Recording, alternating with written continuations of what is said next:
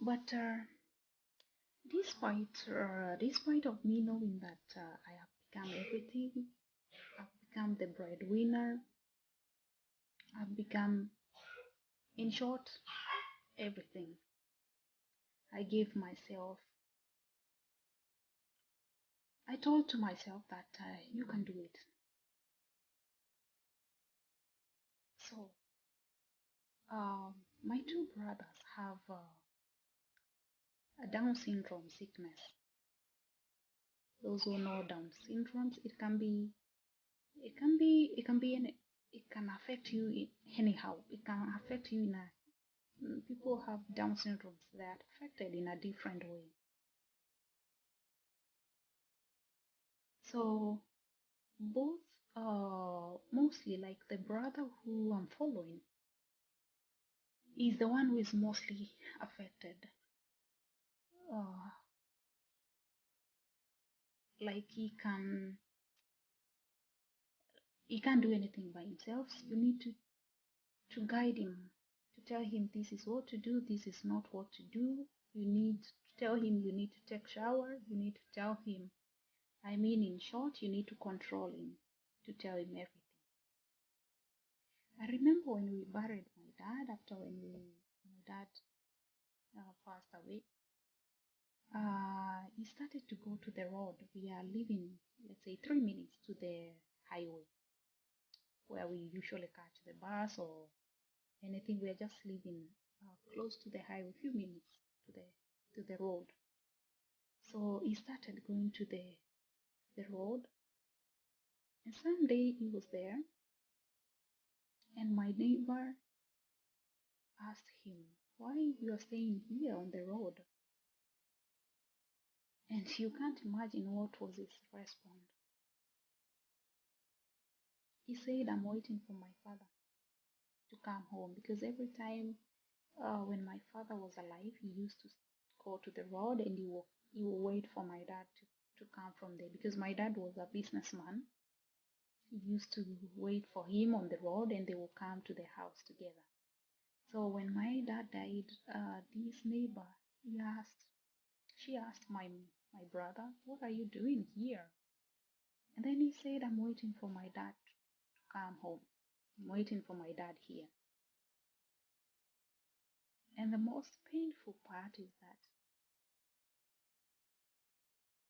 that even today, he usually he usually go to the road and he's still waiting for my dad. He's still waiting for my dad to come home. I'm sorry for this, but this this this pained me so much. It gives me a lot of pain that I wish my dad could just someday come from that road, that direction, and meet him there and bring him home. I feel like he could be somewhere there outside and he will be coming home soon. I'm terribly sorry about this, but it's so painful to see your own brother who is mentally also healed, and this he feels something about his father.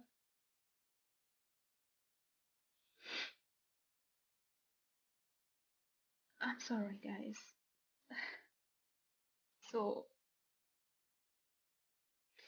and I remember last year he got lost. He has never left home or gone somewhere far. He usually just go around the area of the house. But last year he left home for 2 nights.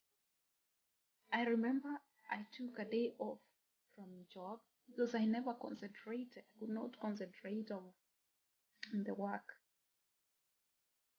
I was so sick that I was so scared something bad could have happened to him or somebody could have knocked him on the road by car or somebody could have killed him. I was really scared today. I prayed to God, please to bring my brother home safe. But thank God he was found. I do not know what he ate because he never borrow any. He doesn't know how to talk to strangers. He can only talk with someone who is familiar to him. But I usually thank God because the reason why I was born, just me, uh, in the in between three kids, and the two they have Down syndromes, and I was born like the last born. I'm the last born, and I was born with my five senses and a normal person. There was a reason why I was born to be normal, and my two brothers not to have the abnormality. So I usually tell God the reason why I was born like that, keep me healthy, give me the ability to work, help me to never give up on my family, because I do love my brother so much.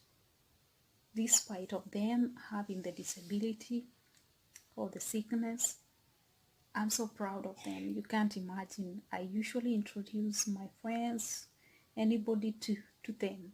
I will tell them this is my brother. I'm so happy that I have them. So we finished about the burial. I read the will for my greedy family, my greedy step sister and step brothers, and they left. But then I was left with one evil person, my step brother. He's so evil because he lives with us in the same land where my mom is living. He was given a share. I'm sorry about this. He was given a share by my dad on the same land where my mom is living. But since he has never been satisfied, he has taken the big share of my mom, a land which my mom prepared. Took her a lot of time, a lot of energy. She was the one working on the field. She prepared that land when I was in high school. It's a piece of land which is close to the river, and it's fertile. Because where there is the house of my mom, that land is not fertile. But when going down to the river, the way the land is going, there is one piece close to the river. It's fertile, but he took it. He took it. But you can't imagine, even today, I've never bothered to take that land back. I shall take it back, but not yet. I'm just waiting for the right time. Now I've been busy with my own stuffs, with taking care of my mother, my family. I do not have time for him. He took even the water my mom was digging. My mom used to brought water from a very far distance, and she was the one who was digging the terraces. I remember when she used to come from digging that terraces, because they need to dig the terraces so that they can put the pipes inside. So I remember when my mom used to come home after coming from digging those terraces, she will have blisters in the hands, like the blisters which gets into your hands when you have hard work, when you do some hard work. So she will come home with those blisters. I will feel so bad. I will feel for her. And I used to tell to myself, when I grow up, I will work so hard, because I do not want my mom to do any difficult job. And I thank God today she has workers, have employed workers to do those jobs for her, and she doesn't suffer. I have forgiven those who said my mom killed my dad, because I knew it's just a sickness. And those who are having their family, their mothers, their dads, or their brothers who could be having the same sickness like my mom has, just know that that sickness is treatable. It took me a lot of time, but it's because by then that sickness was not familiar. So it was so, it gave me a hard time. I tell you, I suffered. My business went down. I was earning almost nothing, and because the money which I was earning, I used to take it to my mom to take to pay the bills, the hospital bills, to pay for food, to pay for my brother's sickness. I tell you, I struggled, but I thank God for me to be born normal. God had good plans for me. Today I have a t-shirt I was wearing a t-shirt which is saying, I know the plan I have for you.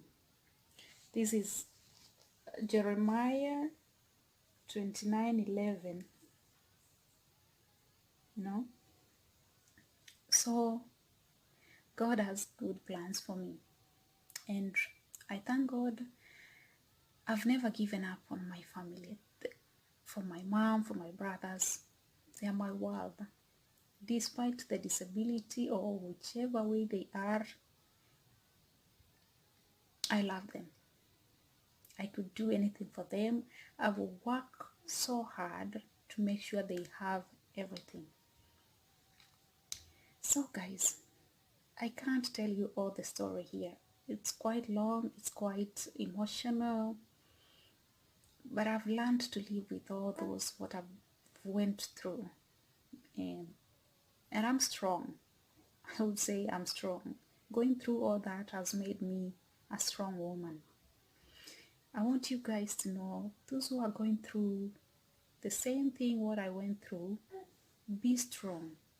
Don't give up on your family. Don't give up on your brother, on your sister, on your mother or dad. Because there's a reason why you are going through the tough times. And good times, they are yet to come. And you shall rejoice when those good times shall come. So stay positive. For me, how I made it is because I stayed positive. There are times which I wished to be dead.